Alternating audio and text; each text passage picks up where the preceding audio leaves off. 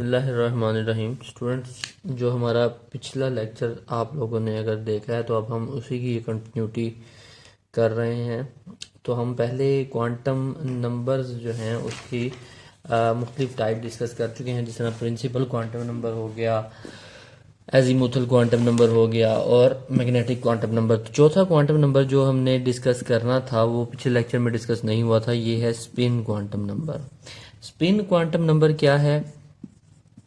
बहुत इजी चीज़ है spin quantum number. Spin quantum number को हम एस से इंडिकेट करते हैं। और ये जो स्पिन क्वांटम नंबर होता है, मसला ये होता है कि जब इलेक्ट्रॉन न्यूक्लियस के इर्द गिर्द रिवॉल्व कर रहा होता है तो ये न्यूक्लियस के इर्द गिर्द रिवॉल्व करने के साथ साथ जिस तरह अर्थ अपने एक्सिस के इर्द गिर्द रिवॉल्व करती है, इस तरह ये इलेक्ट्रॉन भी अपने इर्द गिर्द के एक्सिस के अपने एक्सिस पे भी रिवॉल्व करता है। इस जो रिवॉल्वेशन को होती है इसको हम स्पिन कहते हैं और ये स्पिन क्वांटम नंबर कहलाता है। ये जो डायरेक्शन जो इसकी अपनी रिवॉल्वेशन है ये या तो क्लॉकवाइज हो सकती है या एंटी क्लॉकवाइज। तो 50% चांसेस होते हैं कि ये क्लॉकवाइज हो या एंटी क्लॉकवाइज हो। तो अगर ये क्लॉकवाइज या एंटी क्लॉकवाइज है तो उसकी इस स्पिन के ये स्पिन सबसे पहले जिस साइंटिस्ट ने बताई 1925 में, गॉड स्मिथ साइंटिस्ट था, उसने इस स्पिन क्वांटम नंबर को इंट्रोड्यूस करवाया। जब ये स्पिन क्वांटम नंबर होती है तो जब ये स्पिन क्वांटमाइजेशन होती है क्लॉकवाइज या एंटी क्लॉकवाइज, तो इसके नतीजे में जो जनरेट होता है वो क्या जनरेट होता है कि आपका मैग्नेटिक पल्स जनरेट होता है। तो आपका मैग्नेटिक पल्स जनरेट होता है उस केस में कि फ़र्ज़ करें ये एक इलेक्ट्रॉन है, ये अगर फ़र्ज़ करें कि ये रिवॉल्व कर रहा है, स्पिन क्वांटम नंबर इसका जो स्पिनिंग है वो फ़र्ज़ करें कि आपकी इस डायरेक्शन में अगर ये स्पिन कर रहा है तो ये मैग्नेटिक पल्स जनरेट करेगा और मैग्नेटिक पल्स जो होंगी वो इस तरह से ये जनरेट करेगा, यानी कि इस तरह से मैग्नेटिक पल्स होंगी। तो मैग्नेटिक पल्स जो हैं उनकी डायरेक्शन इस तरह से, अगर ये नीचे की तरफ को, अगर ये इस तरफ को स्पिन कर रहा है तो ये अपन मैग्नेटिक पल्स जनरेट करेगा। तो आप कोई भी मैग्नेट आएगा तो ये उसको फील कर सकते हैं आप कि भाई ये किसी मैग्नेटिक को रिपेल और या अट्रैक्ट कर रहा है। तो इसका हम आगे जाके डिस्कस करेंगे कि स्पिन क्वांटम नंबर का काम क्या है, क्या नहीं है, इसको भी हम देखते हैं। तो हमने जो डिस्कशन की थी कि शेल्स के बारे में हमने डिस्कस किया था। तो शेल्स क्या होते हैं बेसिकली, ये हम देखते हैं कि एक एटम के जो एक एटम होता है उसके इर्द गिर्द जो इलेक्ट्रॉन्स होते हैं वो जिन पाथ्स में रिवॉल्व कर रहे होते हैं ये बेसिकली शेल्स कहलाते हैं। इनको शेल्स कहते हैं या फिर ऑर्बिट्स भी कहते हैं, ये मैंने पहले भी डिस्कस कर लिया था आपसे। लेकिन जो इन ऑर्बिट्स के अंदर जो चीज़ें होती हैं, इन ऑर्बिट्स और इन शेल्स के अंदर जो है ना सब शेल्स होते हैं, सब शेल्स होते हैं या ऑर्बिटल्स होते हैं। तो वो ऑर्बिटल्स या सब शेल्स जो होते हैं वो हमने देखे थे कि शेल्स जो होते हैं वो बेसिकली 4 होते हैं, KLMN शेल्स जो होते हैं वो 4 होते हैं, जिस तरह KLMN ये शेल्स होते हैं। और इन सारे शेलों में सब शेल भी SPDF होते हैं, ये हम पुराने लेक्चर में देख चुके हैं। इसको हमने अच्छी तरह से डिस्कस किया था, लेकिन हमने इनकी शेप को डिस्कस नहीं किया था। ये जो SPDF जो शेल्स होते हैं इनकी शेप्स कैसी होती हैं। इस S सब शेल जो होता है ना, S सब शेल या S ऑर्बिटल कह लें या ये सब शेल है, तो S ऑर्बिटल जो है या S सब शेल जो है इसकी जो शक्ल होती है, जो शेप होती है ना, वो बेसिकली वो एक स्फेरिकल टाइप होती है, गोल गेंद की तरह, जिस तरह बॉल होती है ना स्फेरिकल, उस तरह का ये एस सब शेल होता है। और इस सब शेल का अगर ये पहले शेल में है तो इसका साइज छोटा होगा। पहले शेल के सब शेल का, पहले जो के आपको मैंने बताया था कि जो के शेल है उसमें सिर्फ एक ही सब शेल होता है और वह ऐसे ही होता है, तो उसको 1s भी बोल देते हैं। जो फर्स्ट शेल का सब शेल है उसमें ऐसे ही है। तो ये सब शेल जो 1s होगा ना इसका साइज भी छोटा होगा क्योंकि ये पहले शेल का सब शेल है। जो L शेल का सब शेल होगा उसको 2s बोलेंगे। तो 2s का जो साइज होगा ना वो 1s से थोड़ा सा बड़ा होगा, ग्रेटर होगा। लेकिन होंगे दोनों स्फेरिकल शेप होती है एस सब शेल की। और एस सब शेल में आपको मैंने बताया था कि इसमें सिर्फ ये 2 इलेक्ट्रॉन्स आ सकते हैं मैक्सिमम। तो इलेक्ट्रॉन की जो प्रोबेबिलिटी होती है, और ये इसमें 2 इलेक्ट्रॉन्स आ सकते हैं। अब हम देखते हैं पी सब शेल। तो जो पी ऑर्बिटल है या पी सब शेल है या पी ऑर्बिटल है, इसकी जो शेप होती है ना वो डंबल लाइक होती है। वो जिस तरह डंबल्स होते हैं ना, जो एक्सरसाइज करने के काम आते हैं डंबल्स, उस तरह की इसकी शेप होती है पी सब शेल की। और पी सब शेल जो है इसकी ओरिएंटेशन, और ये पहले सब शेल के शेल में तो कोई भी सब शेल नहीं होता, लेकिन ये एल सब शेल में स्टार्ट होते हैं। एल शेल में ये पी सब शेल भी होता है, एस भी होता है। तो इसमें एल में एक एस सब शेल होगा, 2s उसको कहेंगे, और बाकी पी होगा 2p कहेंगे। लेकिन पी की ओरिएंटेशन 3 होंगी, पी एक्स भी होगा, पी वाई भी होगा, पी जी भी होगा, क्योंकि पी की ओरिएंटेशन 3 होती हैं। कि ये देखें, ये पी एक्स भी हो सकता है या फिर पी वाई भी हो सकता है, ये हमने डिस्कस किया था पिछले लेक्चर में भी, या पी जी भी हो सकता है। और इन तीनों की तीनों ये मौजूद होते हैं, और इन तीनों में 2-2 इलेक्ट्रॉन्स होते हैं। तो टोटल इलेक्ट्रॉन्स इसमें 6 होंगे। तो ये पी सब शेल के बारे में भी डिटेल मैंने आपको थोड़ी सी बताई है। तो अगर ये दूसरे शेल में होगा यानी कि एल में होगा तो इसको 2p कहेंगे, 2p x, 2p Y, 2p जी। और अगर ये तीसरे में होगा यानी कि के एल एम में होगा तो इसको 3p बोल देंगे आप। तो 3p का साइज ज़रा बड़ा होता है, इसी तरह से 2p का छोटा होगा थोड़ा सा। तो p ऑर्बिटल हो गया। इस तरह फिर d ऑर्बिटल हो गया, ये डबल डंबल लाइक होता है, इसमें 2 डंबल्स होते हैं, ये 2 डंबल्स लाइक होता है, 2 डंबल्स होता है। और इसकी जो डायरेक्शन होती हैं, इसकी ओरिएंटेशन में 5 होती हैं। जिस तरह की p की ओरिएंटेशन 3 थी, इसकी 5 ओरिएंटेशन है। और वो जो होती हैं ये यानी कि अगर ये स्टार्ट के एल एम, इसमें तो ये नहीं होगा, के में भी नहीं होगा, ये एल में भी नहीं होगा, ये एम में स्टार्ट होता है, तो 3D से स्टार्ट होगा।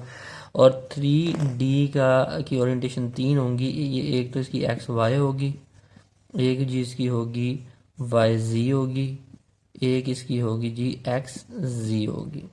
ये 3 है यानी कि एक्स वाई, एक्स जी और वाई जी। ये 3 इसकी ओरिएंटेशन ये वाली हैं। और एक है डी जी स्क्वायर होगा, और एक 3D x square Y square. ये 5 ओरिएंटेशन इसकी हैं। इन 5 ओरिएंटेशन को आप जहन में रखिएगा। तो इसमें टोटल इलेक्ट्रॉन हर सब शेल में 2-2 ही आएंगे। तो चूंकि ये 5 हैं तो 2 5 जा 10 हो जाएगा। तो टोटल डी में जो इलेक्ट्रॉन आएंगे वो 10 हो जाएंगे। ये चीज़ हम डिस्कस कर चुके थे। इसके अलावा जो है एफ ऑर्बिटल भी होता है, उसमें ज़्यादा इलेक्ट्रॉन आते हैं, लेकिन उसकी चूंकि ज्योमेट्री कॉम्प्लेक्स है तो मैं अभी उसको डिस्कस नहीं करता। लेकिन वो हमारे उसको भी हम डिस्कस करेंगे फर्दर ऑन। अगर आपको उसको समझना है तो आप मुझे बताइएगा, फिर मैं आपको नेक्स्ट वीडियो बना के भेज दूंगा। तो ये बुक भी है, इसमें ये देखेंगे मुख्तलिफ ये पी की शेप्स दी हुई हैं, फिर हमारे पास ये डी की शेप्स दी हुई हैं। तो इस तरह की डी की शेप्स हैं, ये पी की शेप्स हैं। तो ये हमने डिस्कस कर लिया। अब मसला ये है कि हम ये कहते हैं कि अब जो हम डिस्कस करते हैं वो ये करते हैं कि इलेक्ट्रॉनिक कॉन्फ़िगरेशन कैसे होती है, कि इलेक्ट्रॉन जो है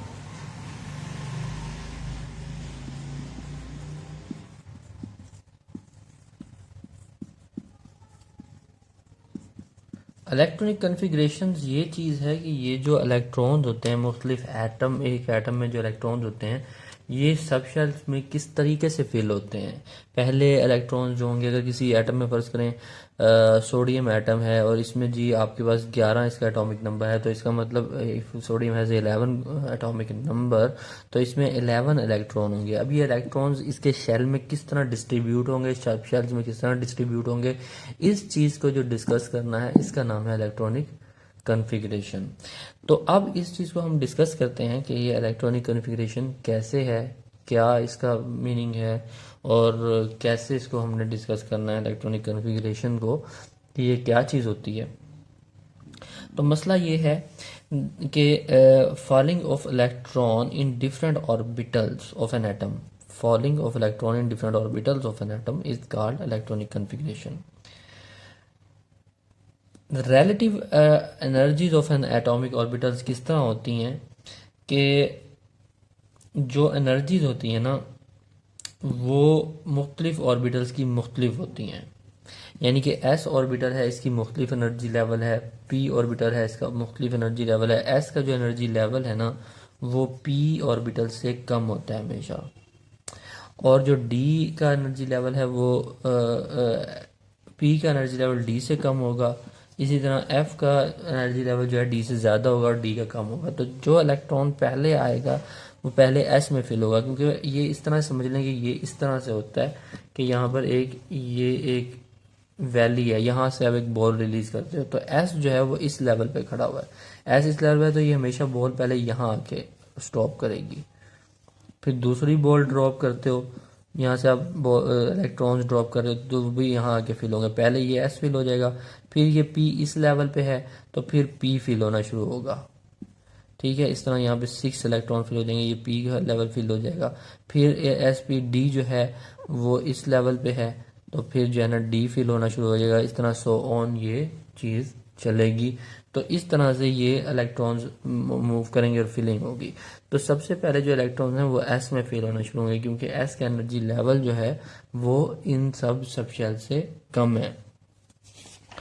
तो मैं जो हम आपको डिस्कस करेंगे इसके तो सबसे पहले हम ये देखते हैं कि फैक्ट्स जो हैं must be observe when writing an electronic configuration of an atom. तो जब आप एक एटम की इलेक्ट्रॉनिक कन्फिगरेशन लिखते हो तो आपको दो चीज़ें मद्देनज़र रखनी है। पहली ये है कि जितने भी ऑर्बिटल्स हैं, यानी कि एस है, पी एक्स है, पी वाई है, पी जी है, या फिर डी एक्स स्क्वेयर है, D X square minus Y square था, या डी जी स्क्वेयर था, या डी एक्स वाई था, डी वाई जी था, या डी जी एक्स था, ये जितने भी हैं इनमें इस हर ऑर्बिटल में 2 से ज़्यादा इलेक्ट्रॉन किसी में भी नहीं आ सकते। यानी कि इनमें सब में 2 इलेक्ट्रॉन आएंगे मैक्सिमम पास, हर ऑर्बिटल में 2 इलेक्ट्रॉन आएंगे। नंबर 1 बात। नंबर 2 जो एनर्जी लेवल होगा ना वो इनका जो नंबर 2 एनर्जी लेवल किसी भी ऑर्बिटल का होगा वो आप n+l रूल से फाइंड आउट करोगे। यानी कि जिसकी n और l की वैल्यू कम होगी, लेस होगी, वो उसका एनर्जी लेवल लेस होगा, इसलिए सबसे पहले वो फिल होगा। तो वो हम देखते हैं कि सबसे पहले कौन फिल होगा, किसका एनर्जी लेवल कम है। 1s जो फर्स्ट शेल है, फर्स्ट शेल का जो s सब शेल है इसका एनर्जी लेवल सबसे कम है तो सबसे पहले 1s फिल होगा। उसके बाद जो 2s है इसका एनर्जी लेवल ज़रा इस 1s से ज़्यादा है तो इसके बाद जो फिल होगा उसकी 2s की बारी होगी। 2s के बाद जो चीज़ फिल होगी वो होगी 2px, फिर 2py। ये भी शायद आपको बातें समझ ना आ रही हूँ, मैं भी आपको समझा प्रैक्टिकली करके दिखाता हूँ। लेकिन अभी आप ये देखें कि 2s के बाद अभी इसको सुने, आगे जाके ये चीज़ आपको समझ में आ जाएगी जब मैं अभी प्रैक्टिकली सॉल्व करूँगा। तो 2s के बाद जो चीज़ फिल होना शुरू होगी वो 2px, 2py, 2pz होगा। और 2pz के बाद जो होगा वो 3s होगा, क्योंकि 3s की जो थर्ड शेल का जो s है वो इन 2p, 2x, 2py, 2pz से इसकी एनर्जी जो है ना वो ज़्यादा है। तो इस तरह सो ऑन, इस तरह से फिलिंग होगी। तो मैं आपको, और ये चार्ट आपकी बुक में दिया भी हुआ होगा अगर आप बुक देखें तो, और ये चार्ट आपको मिल भी जाएगा नेट से। इस तरह से ये फिलिंग होती है। ये देखें, ये चार्ट है, ये देखें सबसे पहले क्या है कि 1s की फिल होंगी, फिर 2s फिल होगा, फिर 2p फिल होगा, उसके बाद 3s होगा, फिर 3p होगा, फिर 4s होगा, फिर 5s, फिर यानी कि 4s के बाद 3d, 4p, 4s।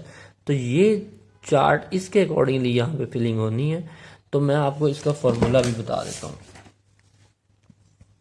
For example यहाँ पर क्या है जी कि यहाँ पे एक है 2s और एक है 3d। तो अब आपने किसको फिल करना है, पहले आप इसको देखेंगे, आप 3d को फिल करेंगे पहले या 2s को, इसको हम देखते हैं। s का जो n होता है ना, ये हम पिछले लेक्चर में ये चीज़ें डिस्कस कर चुके हैं कि n की वैल्यू कैसे आती है, s की वैल्यू, l की वैल्यू कैसे आती है। तो s चूंकि ये दूसरे शेल का है तो इसलिए इसकी n की वैल्यू 2 है यहाँ पे। और एल की वैल्यू एस के लिए हमेशा, एस जो भी किसी भी शेल का हो, एल की वैल्यू एस के लिए हमेशा 0 होती है। ये भी मैं पिछली वीडियो में डिस्कस कर चुका हूँ, वो लाजमी देखिएगा ये वीडियो देखने से पहले। अच्छा, यहाँ पर एन की वैल्यू जो है वो 3 है, क्योंकि ये तीसरे शेल का डी है, इसलिए यहाँ पे एन की वैल्यू 3 है। लेकिन एल की वैल्यू डी के लिए कांस्टेंट होती है, वो क्या होती है, वो 2 होती है डी के लिए। तो अब एन प्लस एल जो इस एस का है वो है जनाब 2 + 0, वो है 2, यानी कि इसका ये एन प्लस एल 2 है। जबकि इस 3D का जो एन प्लस एल है वो है 3 + 2 5। इसका मतलब इसका ये एनर्जी लेवल इसका कम है 2s का, तो पहले ये फिल होगा, बाद में ये फिल होगा, क्योंकि इसका एनर्जी लेवल ज़्यादा है। तो ये चीज़ आपको स्टूडेंट समझ में आई होगी। मैं आपको मज़ीद एक और एग्जांपल भी करके दिखाता हूँ। फॉर एग्जांपल यहाँ पे 4p है और यहाँ पे 3d है। तो 4p है तो n की वैल्यू 4 होगी इसके लिए, ये 3 है तो d की तो तीसरे शेल का है तो 3 होगी इसके लिए n की वैल्यू। लेकिन p के लिए जो l की वैल्यू है वो कांस्टेंट है, वो 1 होती है, और ये d के लिए 2 ही होती है, ये मैंने आपको बताया था। तो n + l जो इसका बनेगा वो बनेगा 5, और इसका भी 5 ही बनेगा। तो ये सेम एनर्जी लेवल पे हैं दोनों, 4p और 3d सेम एनर्जी लेवल पे हैं। तो इसका मतलब इनका एनर्जी लेवल सेम है, लेकिन चूंकि इनका एनर्जी लेवल सेम है तो इन दोनों की प्रोबेबिलिटी एक जैसी है फिल होने की। लेकिन फिर भी चूंकि ये तीसरे शेल का है 3D, इसलिए ये पहले फिल होगा, क्योंकि 4p जो है, क्योंकि अब चूंकि n + l की वैल्यू बराबर आ गई है, तो अब डिसीजन जो है ना वो n की वैल्यू पे होगा। तो n की वैल्यू 3D की लेस है p से, तो इसलिए अब पहले 3D फिल होगा। तो ये चीज़ आपको समझ में आई होगी होपफुली स्टूडेंट। तो आप ये इस तरह के और क्वेश्चन वगैरह ये चीज़ समझ नहीं भी आ रही, ये पर्टिकुलर चीज़ समझ नहीं आ रही, तो आप मुझे कमेंट में बताएं या मुझे ईमेल करें कि ये चीज़ हमें समझ नहीं आई, मैं आपको मज़ीद एलेबोरेट और मज़ीद एग्जांपल्स करके दिखाऊंगा। अब मसला ये है कि ये चीज़ आप समझ चुके हो। अब हम देखते हैं मुख्तलिफ ऑर्बिटल्स में, एक ऑर्बिटल में आपको मैंने बताया था कि 2 इलेक्ट्रॉन्स होते हैं। ये इस रूल को मैं डिस्कस करता हूँ। पहले मैं सबसे आपको एक इलेक्ट्रॉन, एक जो ऑर्बिटल है, ये पूरा लेक्चर आपने एंड तक देखना है क्योंकि आपको ये चीज़ें समझ में आएंगी। तो एफ व्यू प्रिंसिपल को हम डिस्कस करने लगे हैं। अब मसला ये था कि एक जो शेल होता है, कोई भी शेल है, यहाँ पे सब शेल है, एस है या पी एक्स है, तो इस दोनों सब शेलों में अगर पी एक्स है, पी एक्स को मैं ऐसे बना देता हूँ, तो पी एक्स है, इनमें होते हैं 2 इलेक्ट्रॉन। अब जो दोनों इलेक्ट्रॉन्स हैं इस एस सब शेल में, जो 2 इलेक्ट्रॉन्स होंगे, ये रूल ये कहता है कि दोनों इलेक्ट्रॉनों की सारी चीज़ें, ये दोनों इलेक्ट्रॉन आपस में हर चीज़, इनकी कोई ना कोई चीज़ आपस में मुख्तलिफ होनी चाहिए। फॉर एग्जांपल ये देखें, ये यहाँ पर ये एक इलेक्ट्रॉन है, यहाँ पे दूसरा इलेक्ट्रॉन है। ये दोनों इलेक्ट्रॉन अगर मैं इस तरह दोनों के एरो ऊपर कर दूं तो ये दोनों आपस में बिल्कुल एक जैसे हो जाएंगे। इस तरह ये दोनों इलेक्ट्रॉन इसमें फिल नहीं हो सकते। क्यों? क्योंकि इनकी तमाम चीज़ें बराबर हो जाएंगी। देखें, ये अगर फर्स्ट करेंगे, फर्स्ट 1 है, 1 एस है, 1p x तो हो ही नहीं सकता, 2p x है, ये 1 एस है। तो 1 एस में इन दोनों इलेक्ट्रॉनों का n जो है वो 1 होगा, फिर इन दोनों इलेक्ट्रॉनों का जो l है वो 0 होगा, क्योंकि s का l 0 होता है। दोनों इलेक्ट्रॉन s सब शेल में है तो ये 0 होगा दोनों के लिए। m जो है मैग्नेटिक, वो भी इनका दोनों का 0 होगा, ये मैं सारा पढ़ा चुका हूँ आपको। m जो है इसका देखें, ये दोनों इलेक्ट्रॉनों के लिए n 1 होगा, l 0 होगा, m 0 होगा। लेकिन इनका जो डिफरेंट होगा वो स्पिन होगा। स्पिन इसका अगर क्लॉकवाइज है तो इसका एंटी क्लॉकवाइज होगा, यानी कि ये एक इलेक्ट्रॉन का स्पिन 1 पॉइंट प्लस है तो दूसरे का स्पिन जो है वो माइनस होगा। इसलिए मैंने इन दोनों एरोस को ऑपोजिट बनाया है। तो ये एफ प्रिंसिपल कहता है कि एक इलेक्ट्रॉन जो एक ही सब शेल में दोनों इलेक्ट्रॉन होते हैं, उनकी ये तीनों चीज़ें तो बराबर हो सकती हैं, लेकिन स्पिन उनका लाजमी मुख्तलिफ होना चाहिए, क्योंकि अदरवाइज़ वो इसमें एग्जिस्ट नहीं कर सकते, इसमें कोलिजन क्रिएट करेंगे। तो ये चीज़ आपको समझ आई होगी, और अगर आप ये अपना पढ़ रहे हैं तो आप इस लेक्चर को देखेंगे कि ये चीज़ होनी चाहिए। बुक से भी इसको पढ़ा करें और फिर मुझे दोबारा डिस्कस किया करें। तो ये रूल आपको समझ में आ गया।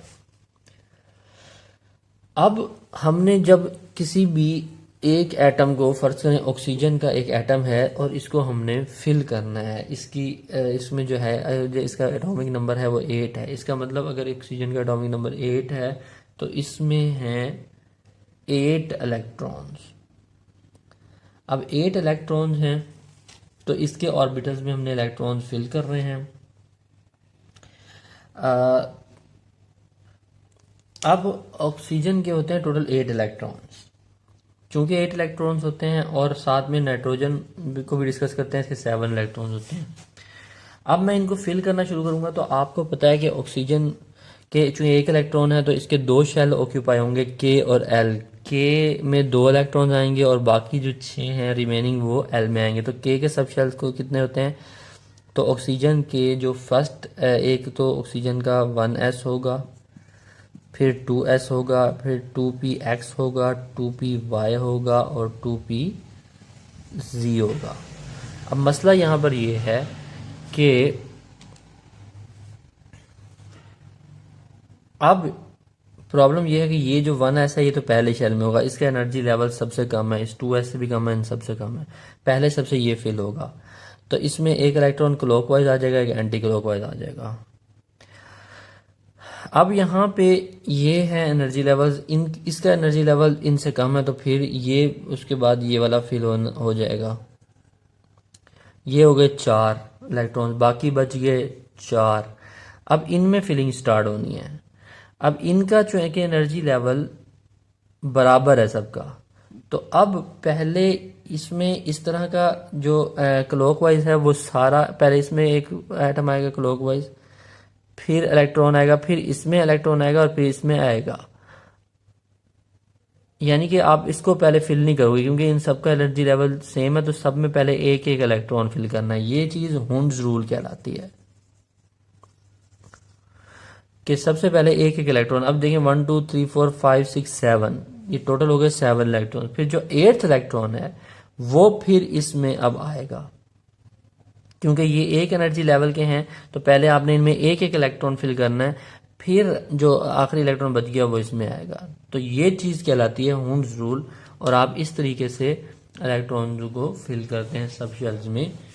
ये भी अगर आपको पर्टिकुलरली प्रॉब्लम हो रही है इसको फिल करने में, तो ये मैं आपको मज़ीद प्रैक्टिस करवा देता हूँ और आप इसको मज़ीद समझेंगे और लेक्चर एक और भी लेके आ सकते हैं।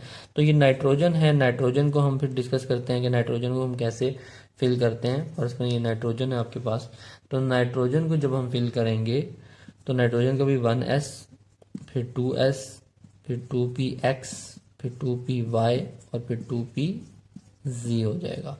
तो इसमें भी पहले आप इसको फिल कर दें, फिर इसको फिल करें क्योंकि ये आपका सबसे छोटा है। अब इनका एनर्जी लेवल बराबर है तो 1 2 3, चूंकि नाइट्रोजन के हैं ही 7 इलेक्ट्रॉन्स तो इसमें तीनों में ये पहले फिल नहीं होगा, इन तीनों में एक एक इलेक्ट्रॉन आएगा। जब ये तीनों एक एक से भर जाएंगे फिर चौथा इसमें आना था, तो अब चूंकि है ही नहीं तो तीनों में एक एक आएगा क्लॉकवाइज। तो ये चीज़ हुंड्स रूल कहलाती है। तो अब स्टूडेंट मैं इसको फर्दर और मोर डिस्कशन करेंगे इसको कि फिल हम कैसे करते हैं या इसको कैसे आगे लेके चलते हैं, तो मैं आपको मज़ीद समझाऊंगा। तो आप इस चैनल को सब्सक्राइब करें, लाइक करें, क्योंकि इसमें फर्दर जो लेक्चर्स आएंगे वो होपफुली आपको चीज़ें समझ में आएंगी। Thanks for watching this lecture.